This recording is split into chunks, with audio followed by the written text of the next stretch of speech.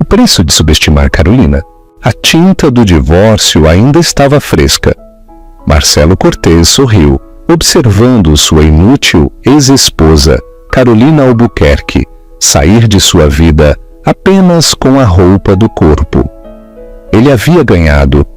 Ele ficou com a casa, o portfólio de investimentos e, o mais importante, sua liberdade. Marcelo a observou da janela do escritório de seu advogado no 48º andar de um arranha-céu na Avenida Paulista, em São Paulo. Ele esperava que ela chamasse um táxi na chuva, mas nenhum táxi chegou. Um Mercedes Maybach Pullman S650 customizado, avaliado em 20 milhões, deslizou até a guia.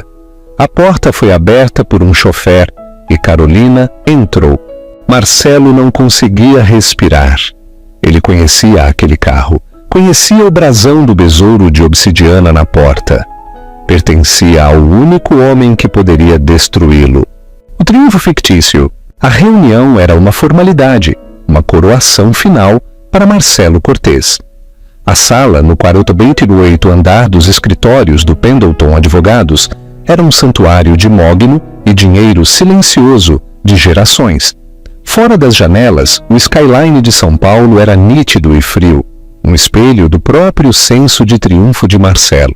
Ele se recostou em sua cadeira de couro, a imagem da vitória magnânima.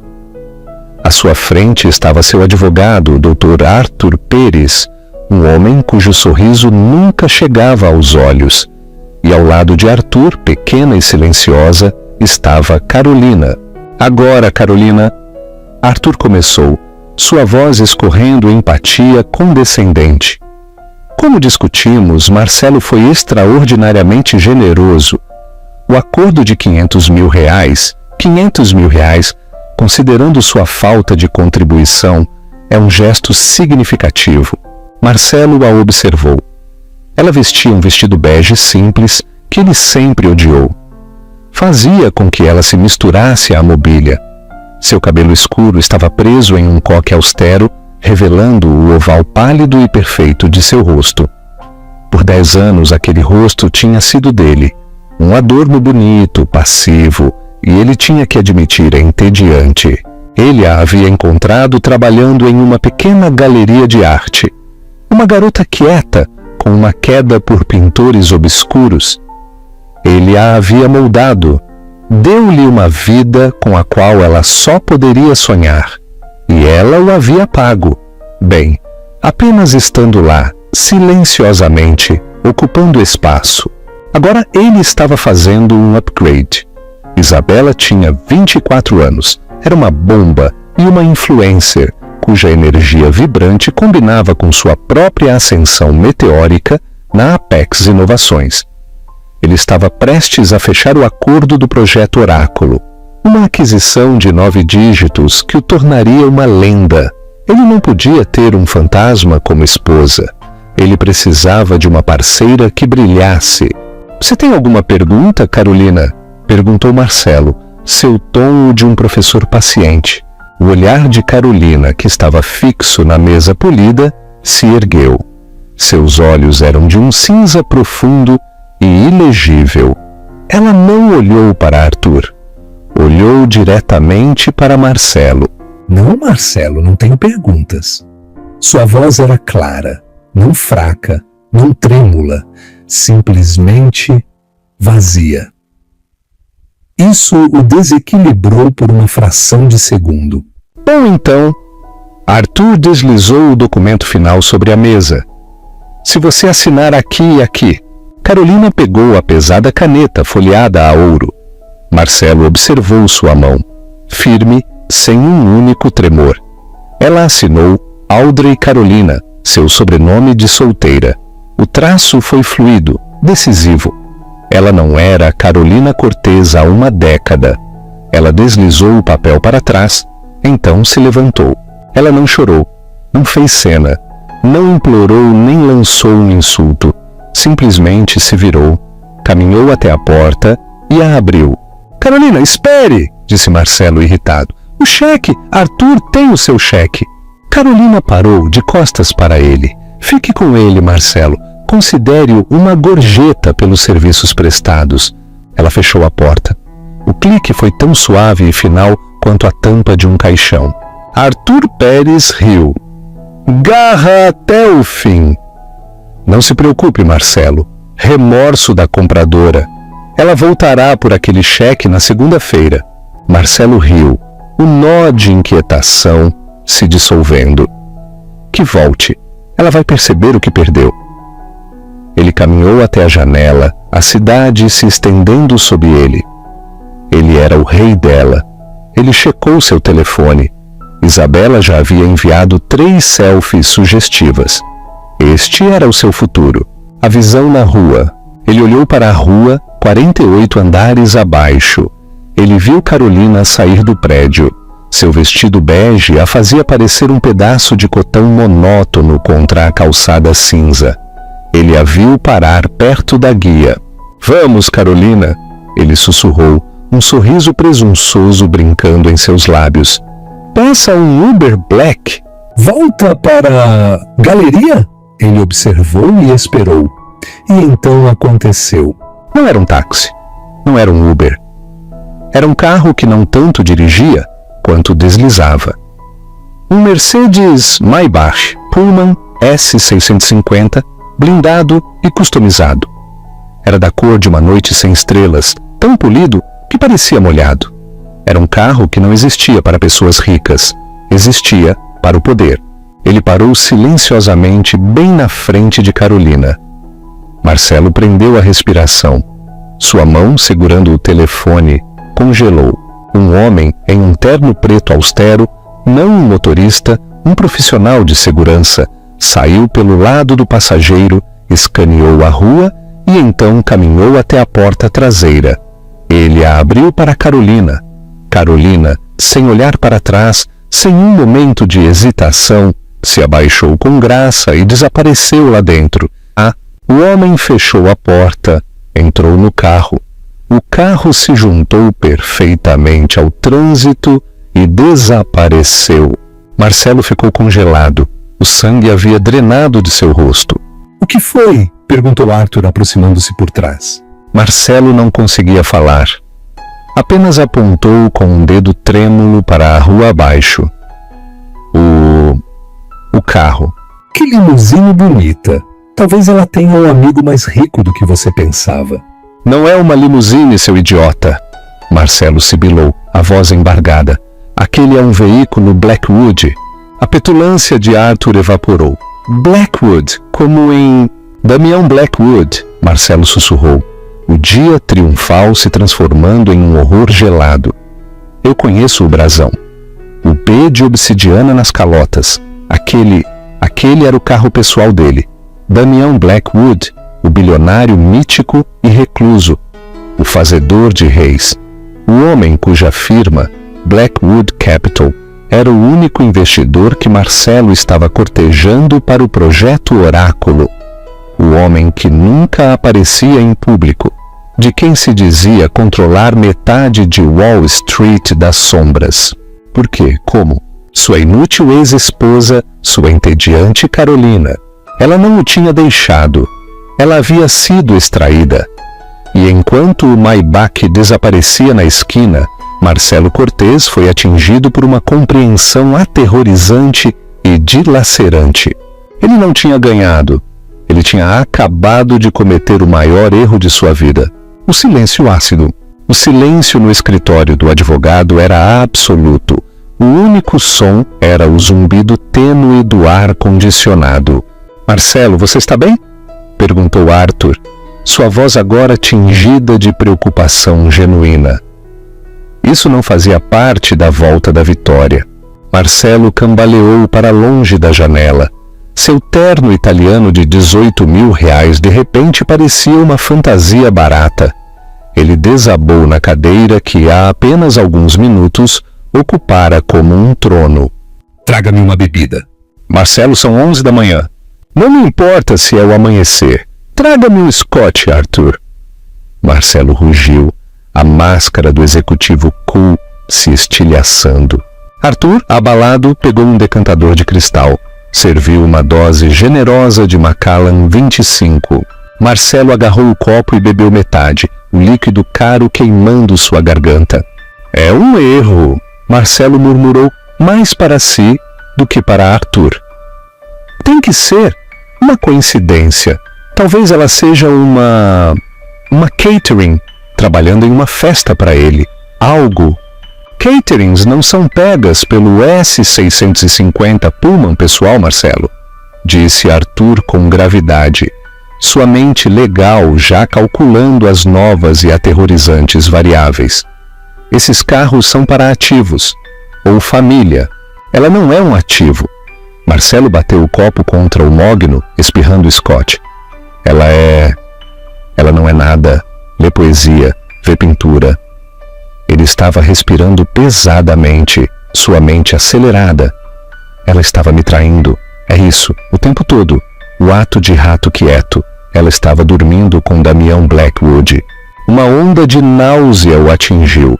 Não era apenas a traição, era a escala.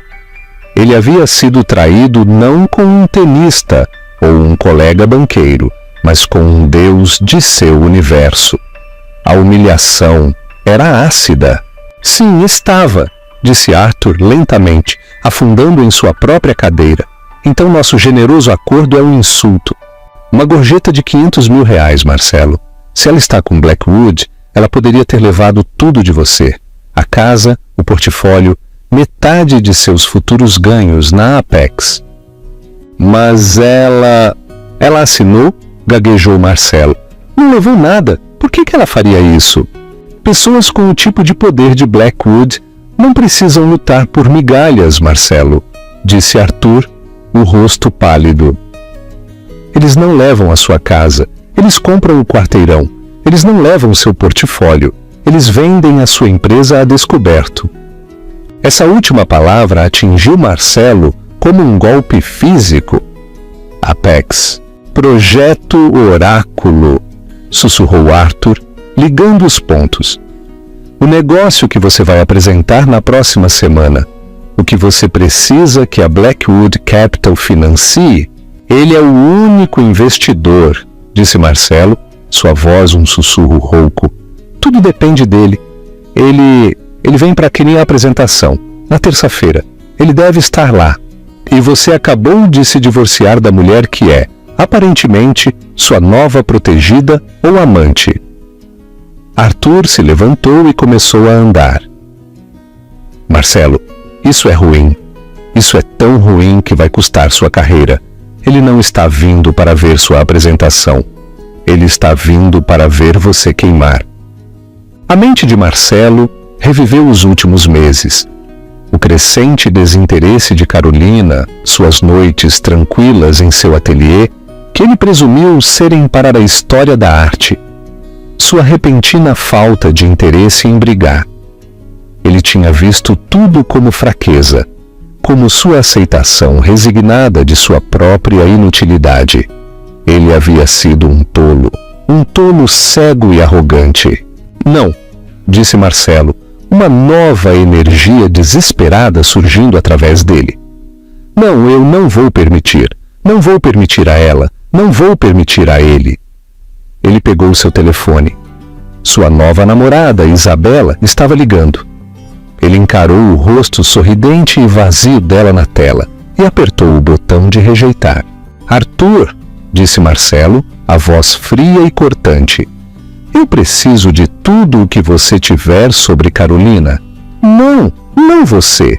Eu preciso de um investigador de verdade. Eu quero saber onde ela esteve, com quem ela esteve falando, o que ela esteve fazendo nos últimos 6 meses. Eu quero os registros telefônicos dela, os extratos bancários dela, tudo.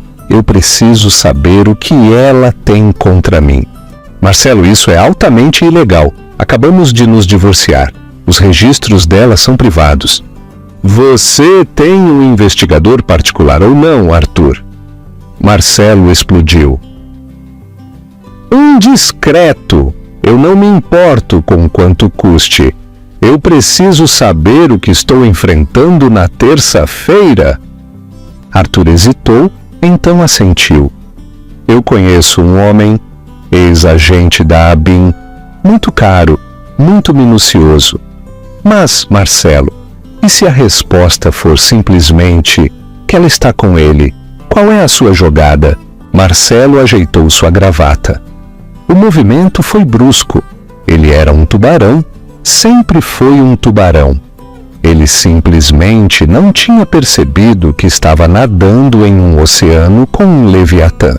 Minha jogada, disse Marcelo, seus olhos brilhando com uma mistura tóxica de medo e raiva, é o projeto Oráculo. Esse projeto é impecável, é a minha obra-prima. Vale facilmente R$1 bilhão. Blackwood é um homem de negócios. Ele não vai se afastar de uma ideia de $1 bilhão, porque a nova namorada dele tem uma vendetta contra mim. Ele quer ganhar dinheiro. Eu vou mostrar o dinheiro a ele. Eu vou arrasar aquela apresentação na terça-feira. Eu vou arrasar tanto que Blackwood terá que me respeitar. Ele verá que, quaisquer que sejam os serviços que Carolina esteja prestando, eu sou o único que pode realmente torná-lo rico. Arthur olhou para ele não convencido. E Carolina? E se ela estiver na reunião? O rosto de Marcelo escureceu. Ela não estará? Ela é uma garota de galeria? Isso está muito acima da cabeça dela. É uma diversão temporária para ele. Na terça-feira ele estará entediado e eu serei o único assinando o verdadeiro acordo. Ele saiu do escritório, sua confiança uma casca frágil e oca. O fantasma se manifesta. Ele passou o fim de semana em um estado de pânico controlado. Ele disse a Isabela que precisava trabalhar, que o acordo Oráculo estava em fase crítica. Na verdade, ele estava trancado em sua cobertura, revisando sua apresentação, mas não conseguia se concentrar. Cada slide, cada ponto de dados, cada projeção era assombrada. Ele continuava vendo o rosto de Carolina. Na segunda-feira à tarde, seu investigador particular ligou. Sr. Cortez. A voz do homem era áspera e com sotaque nordestino. Eu tenho a informação que o senhor queria. O que é? Disse Marcelo, andando pela sala de estar. É complicado, a mulher Carolina Albuquerque é um fantasma. O que você quer dizer com fantasma? Eu fui casado com ela por 10 anos. Eu quero dizer, disse o investigador, que nos últimos 6 meses ela não tem pegada digital. Os cartões de crédito dela mostram atividade mínima. Mercearia, posto de gasolina. Os registros telefônicos dela mostram uma amiga, uma Sara, e a mãe dela. Nada. Mas há 3 meses ela abriu uma conta de e-mail criptografada de alta segurança e tem se comunicado com outra conta. De quem? Exigiu Marcelo. A conta para a conta é um beco sem saída, criptografada, roteada por 3 continentes. Mas o servidor em que está é um servidor privado, registrado em nome da Blackwood Capital. O sangue de Marcelo gelou. Então eles estavam falando por meses. Isso não é nem metade, disse o investigador. O senhor perguntou o que ela estava fazendo. Eu consegui entrar no estúdio dela. O senhor estava certo. Ela não estava tendo um caso físico. Nada de hotéis, nada de jantares. Ela estava trabalhando. Trabalhando no quê? Nas pinturas estúpidas dela? Não, Sr. Cortez. Ela tem executado algoritmos, modelos preditivos de mercado altamente complexos. Eu estou falando de nível de trading de alta frequência. Eu enviei os arquivos para o senhor. São densos, mas um nome de arquivo continuava aparecendo. De novo e de novo. Um arquivo mestre. O laptop de Marcelo fez um som. Um arquivo seguro havia chegado. Ele o abriu. Seu coração parou. Não era um arquivo. Era uma pasta, cheia de projeções de dados, white papers, todo o trabalho dele, toda a pesquisa dele. Qual é o nome do arquivo? Marcelo sussurrou, já sabendo a resposta. Projeto Oráculo, disse o investigador. Parece que sua esposa estava muito interessada no seu trabalho, ou talvez, o investigador acrescentou, fosse o contrário. Marcelo desligou o telefone. Ele ficou olhando para os arquivos. Não eram os arquivos dele.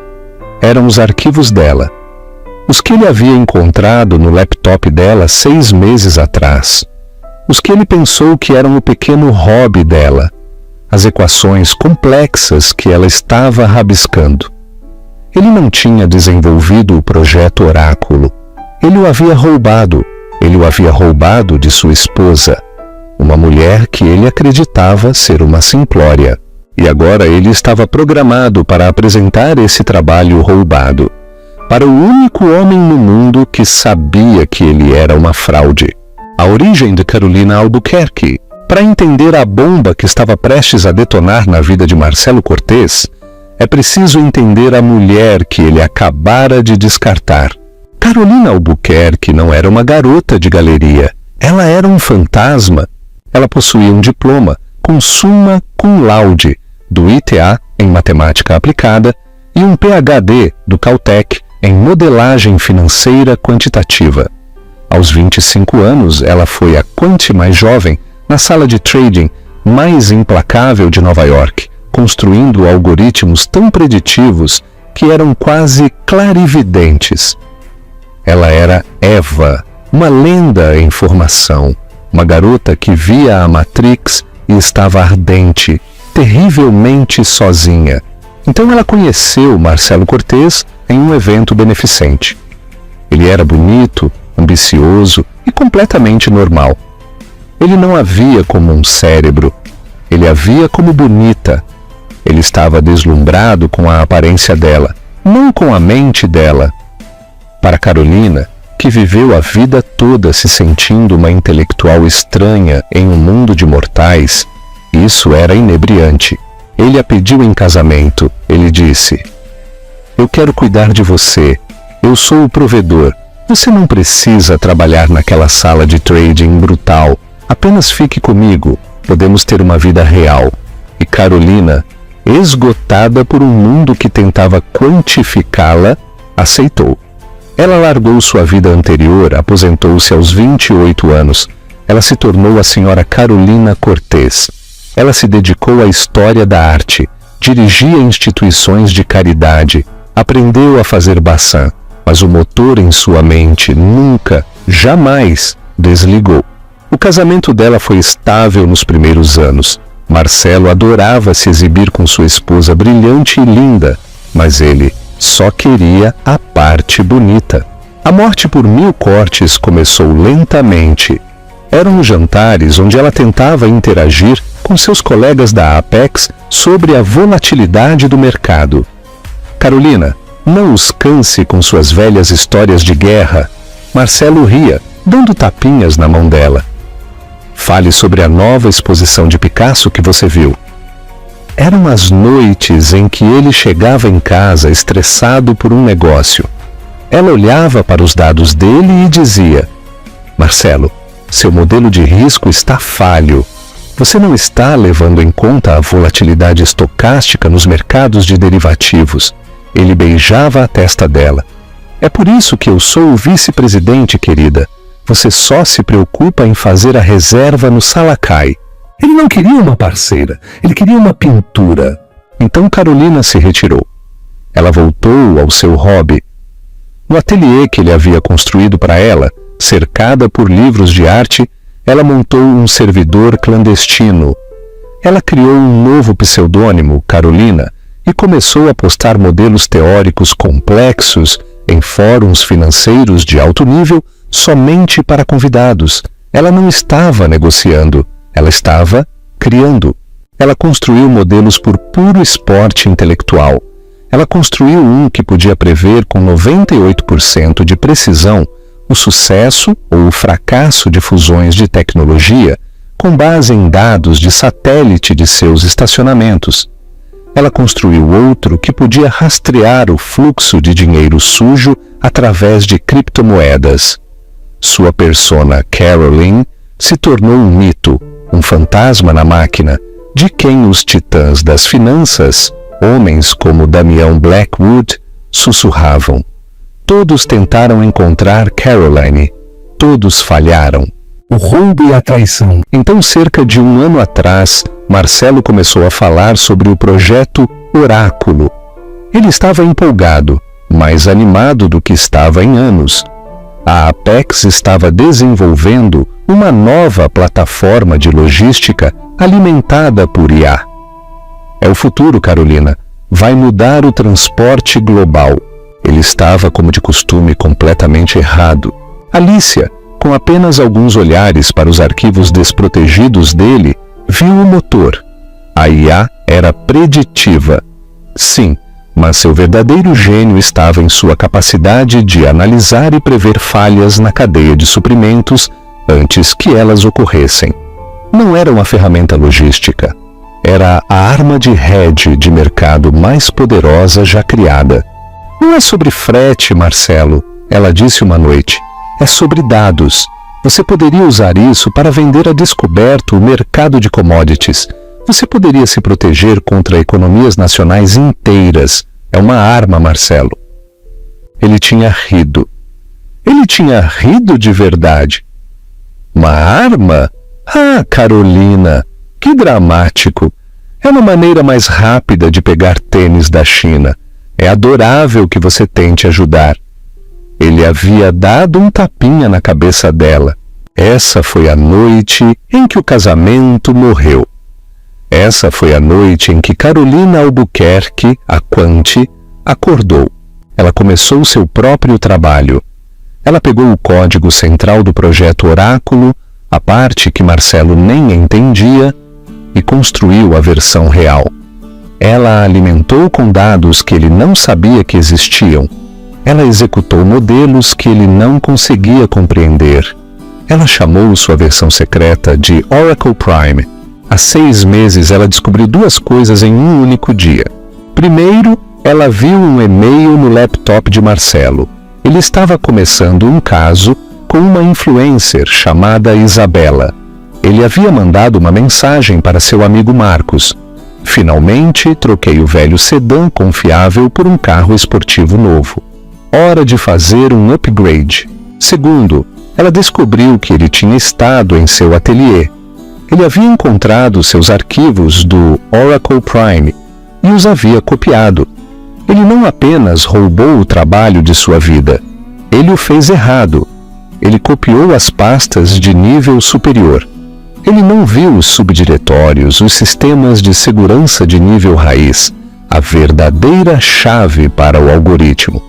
Ele roubou um motor de alto desempenho, mas não tinha ideia de como dirigi-lo. Ele estava prestes a apresentar um Ferrari como se fosse um Fusca, e ao fazer isso, ele o faria bater. E ela viu o plano dele. Ele ia apresentar esse trabalho brilhante a potenciais investidores. E no topo da lista, o whale, a baleia, era a Blackwood Capital. Carolina conhecia Marcelo. Ele usaria o sucesso desse negócio para finalmente se divorciar dela. Ele a descartaria, o sedã chato, e partiria para o pôr do sol com seu novo carro esportivo e seu gênio. Ela se olhou no espelho. O vestido bege, o rosto calmo, a esposa troféu. Não, ela sussurrou. O troféu é o que ganha. Ela era Caroline. Ela era o fantasma na máquina. E ela sabia exatamente um homem que apreciaria a máquina que ela construiu. Ela não tentou ligar, não procurou advogados. Ela fez o que fazia de melhor. Ela hackeou. Levou 72 horas contornando a rede privada mais segura do planeta. Ela não violou os firewalls dele para roubar. Ela os violou para entregar. Ela enviou uma única mensagem criptografada para o terminal pessoal de Damian Blackwood. Assunto: seu oráculo é falso. Corpo: Sr. Blackwood, o senhor está sendo cortejado pela Apex Inovações para o projeto Oráculo. O homem que apresenta, Marcelo Cortez, é uma fraude. Os dados que ele apresentará são roubados. Eles também estão incompletos. Ele tem um desenho infantil. Eu tenho a obra-prima. Anexo uma única sequência de dados. É o resultado preditivo do congestionamento marítimo de Singapura em 30 dias. O modelo da Apex dirá 5% de interrupção. Meu modelo diz 30% de interrupção, provocada por uma greve de trabalhadores em Jacarta que ainda não aconteceu. O senhor saberá qual está correto em 10 dias. Quando souber, saberá quem eu sou. Caroline. 10 dias depois, a greve no porto de Jacarta paralisou o canal de Singapura. O mercado de frete entrou em caos total. A Blackwood Capital, vendendo a descoberto as ações certas, ganhou 2,5 bilhões em um único dia. 2 horas depois disso, o telefone criptografado de Carolina vibrou. Era um número desconhecido. Ela atendeu. Senhorita Caroline, disse uma voz profunda e ressonante. Eu sou Damião Blackwood. Eu a procuro há muito tempo. Diga-me o que você quer. Carolina olhou ao redor da casa estéril e bonita que tinha sido sua gaiola. Eu quero... Sua voz era de aço. Ser livre. E então eu quero mostrar ao senhor como o projeto Oráculo realmente se parece. Black Palm, a colaboração e o contrato. Damião Blackwood não fazia reuniões, ele fazia convocações, mas não com Carolina. Eu não posso me encontrar, ela havia dito naquela primeira ligação. Meu marido é controlador, ele rastreia meus movimentos. Ele rastreia seus movimentos. Blackwood havia dito, o desdém palpável em sua voz. Mas não rastreia sua mente, presumo. Ele nem sabe que ela existe. Então, eles começaram a falar. Todas as noites, depois que Marcelo estava dormindo ou fora com sua nova namorada, Carolina descia para seu ateliê. As chamadas de vídeo deles eram criptografadas, roteadas por uma rede quântica que não deixava rastro. A primeira chamada foi uma entrevista. Damião Blackwood apareceu em sua tela. Não era o que ela esperava. Ele não era um banqueiro elegante. Tinha cerca de 50 e poucos anos, com uma barba sal e pimenta e olhos intensos e penetrantes de um falcão.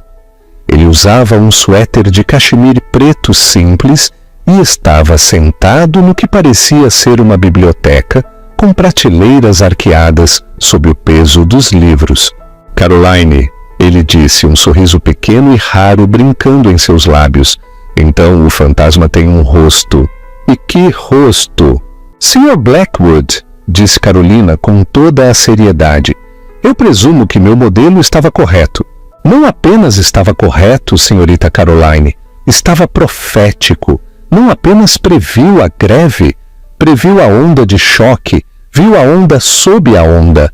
Eu tive equipes de analistas, doutores de todas as universidades de elite, tentando construir o que a senhora acabou de me dar de graça. Como? Então ela lhe mostrou. Pelas 2 horas seguintes, Carolina Albuquerque, a garota de galeria, levou o homem mais poderoso das finanças a um tour guiado pelo Oracle Prime. Ela não apenas lhe mostrou os dados, ela lhe mostrou a arquitetura, a beleza do código, a elegância da máquina que ela havia construído em segredo. Ela explicou que o modelo roubado de Marcelo era um instrumento grosseiro. Ele pensa que é uma maneira mais rápida de mover caixas. Ela explicou, seus dedos voando sobre o teclado, mostrando linhas de código. Ele não vê o elemento humano. O modelo dele prevê a logística. O meu... Ela fez uma pausa. O meu prevê o caos. Ela lhe mostrou como o Oracle Prime podia analisar o sentimento de notícias regionais, cruzar com padrões climáticos e levar em conta lacunas na legislação trabalhista para prever com precisão onde surgiria a próxima crise na cadeia de suprimentos. Não é apenas uma ferramenta logística, Sr. Blackwood, ela disse, seus olhos ardendo com uma intensidade que ele só tinha visto em si mesmo. É um sistema global de alerta precoce econômico. Nas mãos certas, poderia estabilizar mercados. Nas mãos erradas, ou no caso de Marcelo, nas mãos incompetentes, poderia destruí-los. Damião Blackwood permaneceu em silêncio por 1 minuto inteiro. Ele estava olhando para ela, mas estava vendo outra coisa. Ele estava vendo o futuro. A senhora não é uma quante, senhorita Carolina. Sua voz era suave. A senhora é uma artista, uma compositora. Isto é uma sinfonia. É uma arma, Sr. Blackwood, disse Carolina, repetindo as palavras que ela havia dito uma vez ao marido. E meu marido está prestes a entregá-la, ou as partes quebradas dela, ao senhor? Não, disse Damião. Ele está prestes a apresentá-la. Ele quer meu dinheiro. Ele quer minha validação. O que a senhora vai fazer? Eu, disse Damião, inclinando-se para a frente. Eu vou comparecer a essa apresentação. Eu vou sentar na primeira fila e vou deixá-lo apresentar o desenho infantil dele. E depois? Perguntou Carolina. E depois? A senhora vai entrar e vai mostrar a eles a obra-prima. Carolina prendeu a respiração. Eu não posso. Eu sou a esposa dele. É complicado. Não, disse Damião, sua voz firme. A senhora era a minha esposa dele. Esta não é uma disputa doméstica, Carolina. Esta é uma extração corporativa. A senhora é meu ativo. É talvez o ativo mais valioso que eu já encontrei. E eu não deixo meus ativos em território inimigo.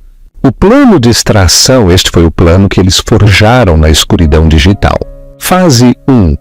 O divórcio. Você precisa estar limpa, Damião havia insistido. Ele tentará reivindicar seu trabalho como propriedade conjugal. Devemos cortar o vínculo antes de atacarmos. Dê a ele tudo. Não leve nada. Um juiz verá uma simples separação amigável. Deixe-o pensar que ele ganhou. Deixe-o assinar sua própria sentença de morte. Fase 2. A extração. No dia em que você assinar, meu carro estará esperando. Você não irá para um hotel. Você não irá para a casa de um amigo. Você será levada para minha propriedade privada. Meus advogados estarão lá. Você assinará um novo contrato, não como empregada, mas como sócia. Fase 3. A apresentação. Marcelo Cortez deve falhar no maior palco possível.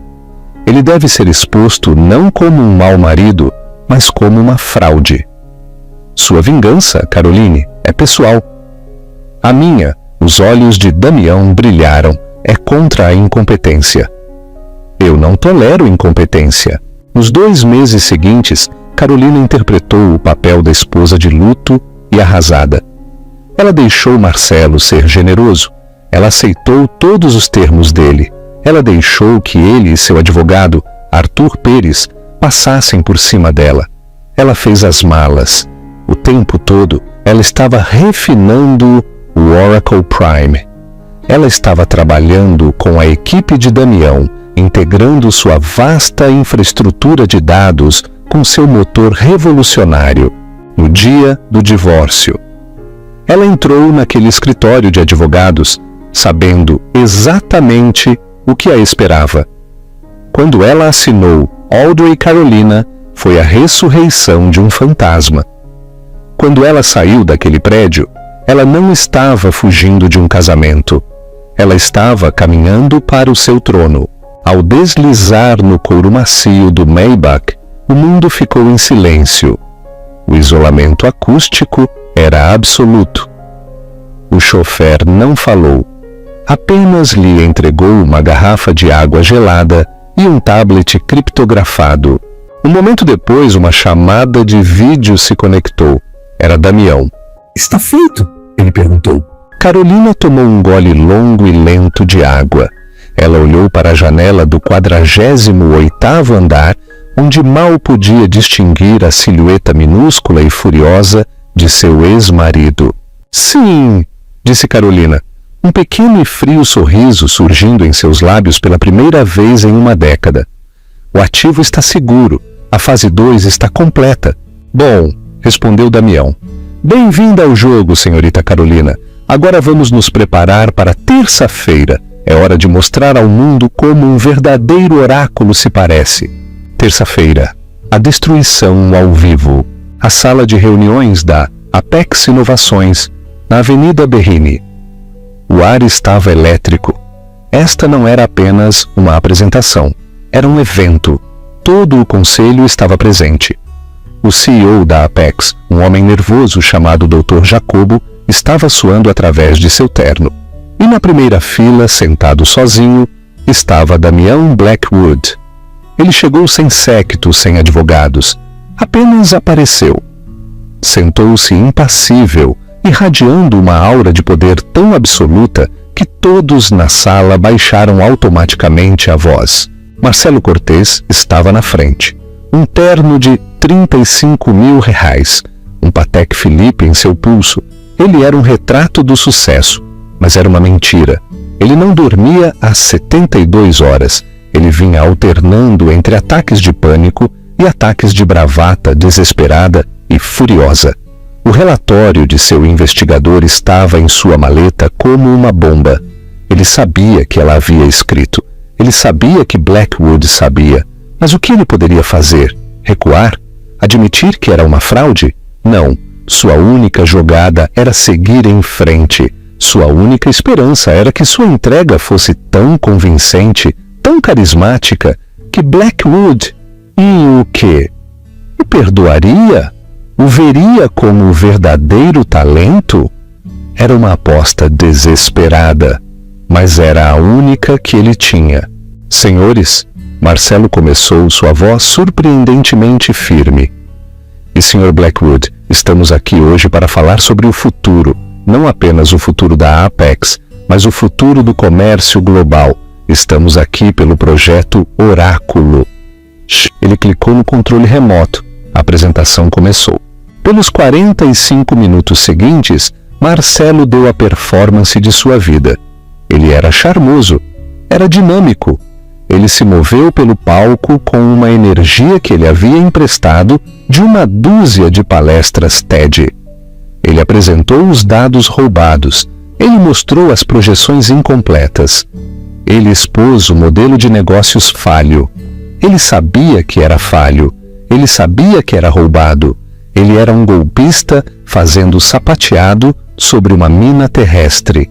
Ele observou o rosto de Damião Blackwood. Nada, nem um piscar de olhos. O homem estava esculpido em granito. Marcelo finalmente atingiu seu clímax. E assim, com um investimento modesto de R$500 milhões, ele concluiu sem fôlego.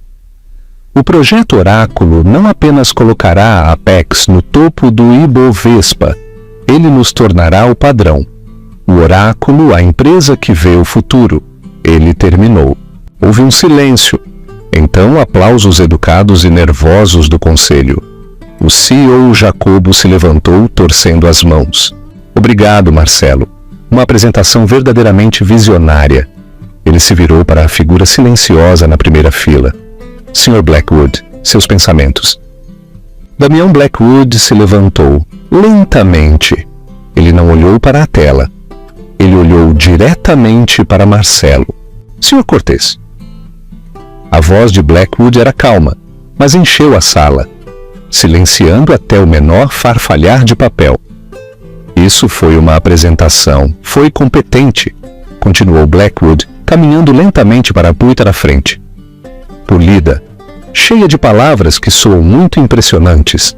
Uma análise competente para um estagiário do primeiro ano. O ar foi sugado da sala. O CEO Jacobo parecia que ia vomitar. Eu não entendo, gaguejou Marcelo. Não, o senhor não entende. Esse é o problema. Suas projeções estão incorretas. Seu modelo de risco é uma piada. Toda a sua premissa está construída sobre um castelo de cartas. Mas os dados, protestou Marcelo, sua voz subindo em pânico. Os dados são sólidos. Os dados são roubados, disse Blackwood, sua voz baixando para um sussurro gelado. E o senhor nem sequer os roubou corretamente. Marcelo ficou branco. Eu rejeito essa implicação. O senhor rejeita? Blackwood riu, um som frio e perigoso. O senhor, Sr. Cortez, é um ladrão comum, um desastrado, O senhor invadiu um cofre e roubou as joias falsas deixadas à amostra, tudo enquanto o verdadeiro tesouro estava em um cofre que o senhor nem sabia que existia. Isto é um escândalo, vociferou Marcelo, procurando ajuda no conselho. Todos evitaram seu olhar. Não, disse Blackwood, isto é uma correção. O senhor verá, eu não estou aqui para investir no projeto Oráculo. Eu estou aqui para conhecer o verdadeiro arquiteto dele. Ele se virou e gesticulou para as portas da sala de reuniões. O ativo seguro. As portas se abriram e Carolina Albuquerque entrou. Ela não era o fantasma, era uma supernova. Ela vestia um terninho feito sob medida, afiado como uma navalha, em um profundo azul meia-noite. Seu cabelo estava solto, caindo em ondas elegantes e profissionais. Seus olhos eram claros e frios. Ela entrou com um par de Louboutins altíssimos que clicavam com a autoridade de um martelo de juiz. Ela estava ladeada por 2 dos principais advogados de Blackwood. Marcelo Cortês olhou para ela e pela primeira vez a viu. Não sua esposa, não um adorno. Ele viu o PhD do Caltech. Ele viu o fantasma Caroline. Ele viu a mulher que, no espaço de uma semana, acabara de desfazer toda a vida dele. Audrey! Ele sussurrou a palavra como uma maldição. Ela não olhou para ele. Ela caminhou diretamente para a cabeceira da mesa. Olá, Marcelo, ela disse. Sua voz, amplificada pela acústica de alta tecnologia da sala, era calma, cool e absolutamente devastadora. Ela se virou para o conselho atônito. Bom dia, senhores. Meu nome é Carolina Albuquerque. Pelos últimos 10 anos eu fui o que vocês chamariam de sócia silenciosa na vida do Sr. Cortês. O que ele acabou de lhes apresentar foi um resumo cru da minha pesquisa inédita inicial. Ela pegou um tablet pequeno e elegante de sua maleta e o conectou ao console principal. A apresentação de Marcelo desapareceu. Foi substituída por uma interface tão complexa e bonita que parecia viva. O que ele chama de projeto Oráculo é um brinquedo, disse Carolina, sua voz cortando o silêncio. O que eu chamo de Oracle Prime. Ela tocou em uma única tecla. É o que é real. A tela principal explodiu com dados, não apenas rotas marítimas. Mostrava padrões climáticos globais, agitação política, sentimento das mídias sociais e futuros de commodities. Tudo rodopiando em um único algoritmo preditivo. O oráculo dele prevê uma queda de 2% nos futuros de café no próximo mês, disse Carolina, dirigindo-se à tela, mas destruindo Marcelo. O meu prevê o colapso de toda a safra no Vietnã devido a uma combinação de um fungo causado por uma monção tardia e uma nova tarifa regional de frete. Ela olhou para o conselho. O Sr. Cortês está pedindo 500 milhões para construir um bote a remo mais rápido. Eu estou lhes oferecendo um submarino nuclear. Marcelo estava gaguejando. Ela está mentindo. É propriedade conjugal. Ela roubou minha ideia. Diga a eles, Carolina, diga a eles que você estava apenas me ajudando. Carolina finalmente se virou para ele. Seu rosto não estava com raiva. Era impossivelmente pior. Era compassivo. Você está certo em uma coisa, Marcelo, ela disse suavemente. É sobre propriedade. É por isso que eu fiz meus advogados registrarem as patentes do Oracle Prime sob meu sobrenome de solteira, Carolina Albuquerque, há 6 meses, antes mesmo de eu pedir o divórcio. Ela gesticulou para um de seus advogados que colocou um documento encadernado e grosso sobre a mesa. Eu também tenho uma confissão autenticada e assinada de seu amigo Marcos da mesa de TI, detalhando exatamente como você o pagou para acessar minha pesquisa privada do meu servidor doméstico. Acontece que ele estava bastante disposto a trocar seu depoimento por imunidade de acusações de fraude eletrônica. As pernas de Marcelo Cortês falharam. Ele agarrou o púlpito para se firmar. Ele estava acabado. Ele estava em um movimento limpo, brilhante e devastador, executado. A sala de reuniões, que estava em choque silencioso, explodiu em caos. O CEO, Jacobo, foi o primeiro a falar, seu rosto roxo. Marcelo, isso é verdade? Marcelo não conseguia formar palavras. Ele apenas olhou para Carolina, sua mente um vazio uivante. É? A voz de Damião Blackwood cortou o barulho. E francamente, Sr. Jacobo, a falta de due diligence de sua empresa é assustadora. Blackwood dirigiu sua atenção ao conselho. A Blackwood Capital está, a partir deste momento, retirando todo o interesse na Apex Inovações. A ação de vocês não valerá nada até a hora do almoço. Pânico puro, não adulterado. Espere, gritou Jacobo avançando. Por favor, Sr. Blackwood, Senhorita Carolina, nós não sabíamos, podemos consertar isso. Marcelo, você está demitido, segurança. 2 guardas corpulentos que estavam discretamente ao lado da porta moveram-se em direção a Marcelo. Não há necessidade disso, disse Carolina, sua voz calma e autoritária. Todos os olhos se voltaram para ela. Os problemas na Apex não se limitam ao Sr. Cortês. Toda a sua divisão de P+D tem perseguido um fantasma, enquanto sua alta administração estava, na melhor das hipóteses, dormindo ao volante. Ela está certa, acrescentou Blackwood, um predador brincando com sua comida. No entanto, a senhorita Carolina e eu não somos mesquinhos. Ele e Carolina compartilharam um olhar, não de amantes, mas de co-conspiradores.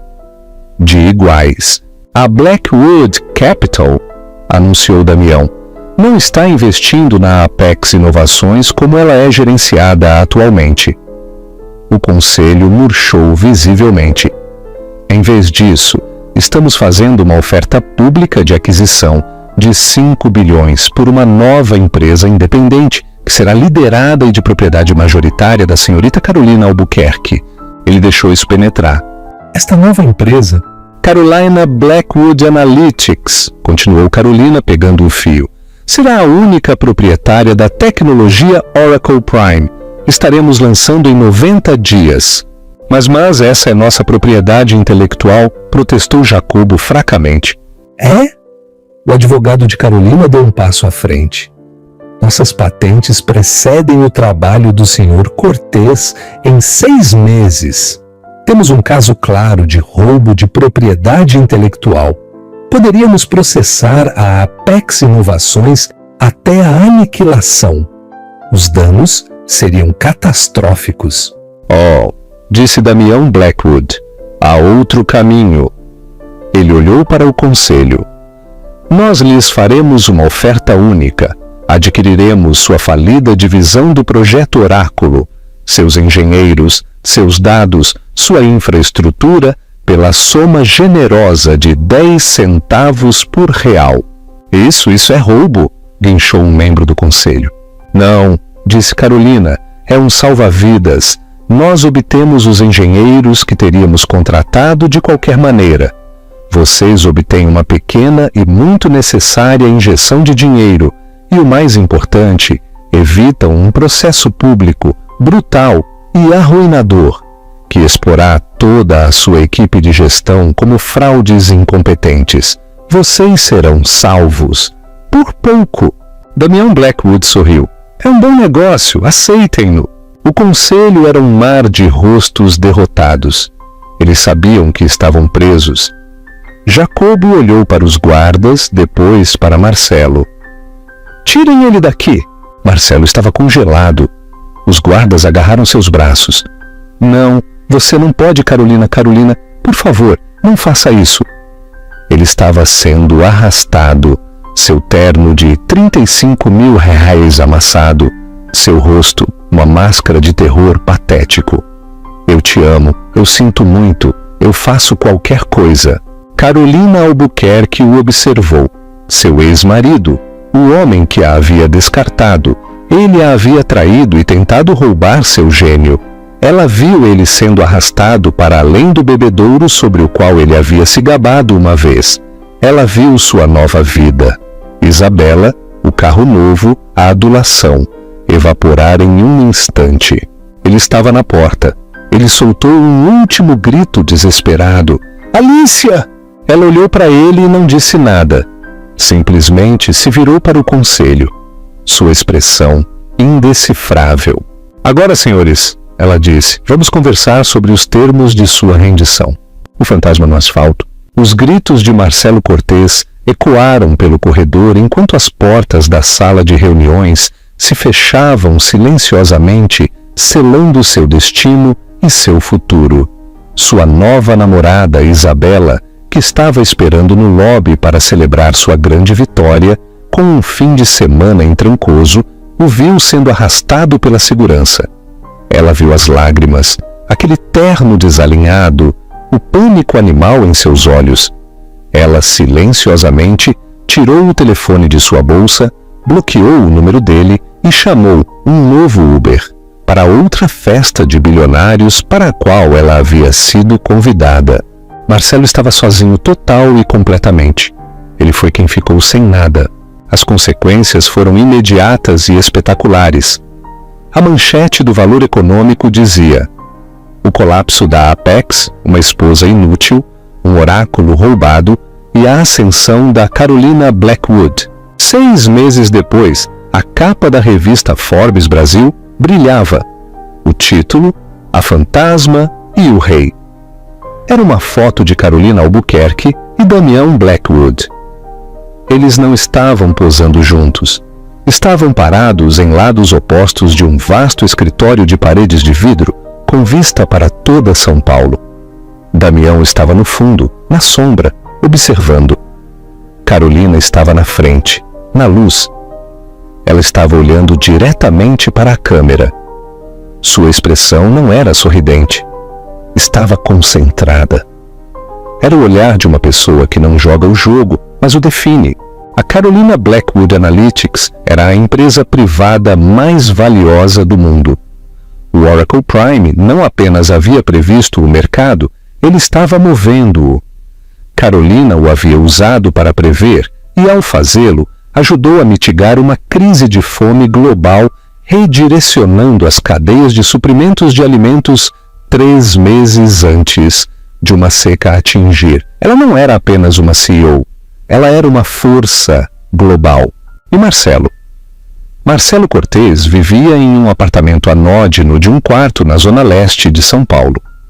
A cobertura se foi, o Patek se foi, os ternos se foram. Ele estava se afogando em processos judiciais. O nome Marcelo Cortês era veneno no mundo financeiro. Ele era um consultor, o que significava que ele passava seus dias enviando currículos sob nomes falsos, todos os quais eram imediatamente sinalizados. Ele era um fantasma, um de verdade. Uma tarde chuvosa de novembro, Marcelo estava comprando macarrão instantâneo em uma mercearia de bairro. Ele usava um casaco velho e manchado. Seu rosto estava abatido, seus olhos fundos. Ele saiu para a rua, desajeitado com seu troco, e um carro deslizou até parar na frente dele. Não era um Maybach. Era um Rolls-Royce Phantom blindado e customizado. A placa dizia simplesmente Carolina. A janela traseira baixou. Carolina estava lá dentro. Ela estava em uma chamada de vídeo, falando francês rápido com alguém em sua tela. Ela olhou para cima. Seus olhos escanearam a rua e ela o viu. Ela viu o macarrão, viu o casaco manchado, viu a casca do homem com quem ela havia se casado. O coração de Marcelo disparou. Ele viu uma chance, uma última chance. Carolina! Ele tropeçou para a frente, a chuva colando seu cabelo ralo em seu couro cabeludo. Carolina, por favor, espere. O carro não se moveu. Ela estava olhando para ele, apenas olhando. Carolina, eu sinto muito. Sua voz quebrou em súplica. Eu não sabia, eu juro. Eu não sabia o que você era. Eu fui um idiota. Eu não sou nada. Por favor, Carolina, eu não tenho nada. Eu estou morrendo de fome. Carolina continuou a olhá-lo. Seu rosto, que havia lançado 1000 navios, estava imóvel. Ela não sentiu nada, nem raiva, nem vingança, nem mesmo satisfação. Apenas uma ausência. Finalmente ela falou. Sua voz clara e tranquila através do vidro blindado cortou-o até o osso. Esse sempre foi o problema, Marcelo. Ele parou. Qual problema? Você simplesmente não sabia. Ela pressionou um botão.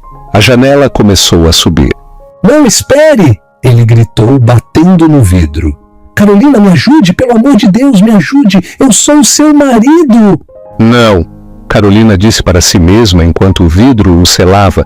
Você não é. Ela se virou para seu motorista.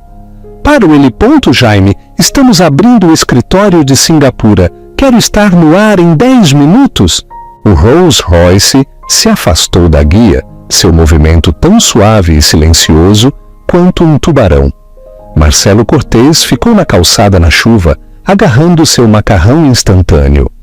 Ele viu o carro desaparecer, um ponto preto em um mar de táxis amarelos.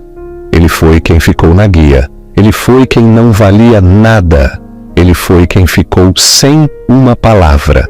Enquanto ela, o fantasma que ele tentou apagar, estava a caminho de governar o mundo que ele tentou reivindicar. E assim, Carolina Albuquerque não apenas se vingou. Ela se tornou o poder. Marcelo pensou que estava se divorciando de um rato. Ele não percebeu que estava libertando um dragão. Uma história que demonstra que a melhor vingança não é apenas viver bem. É construir um império. E a pessoa que todos subestimam é frequentemente a que tem todas as cartas. O que você achou do movimento de poder definitivo de Carolina? Você acha que Marcelo recebeu o que realmente merecia? Ou Carolina foi fria demais naquela cena final? Deixe-me saber sua opinião nos comentários abaixo. E se você amou esta história de justiça e uma esposa troféu virando o jogo, faça-me um grande favor. Dê um gostei, compartilhe este vídeo com alguém que precisa vê-lo e certifique-se de se inscrever e ativar o sininho para que você nunca perca outra história de doce vingança.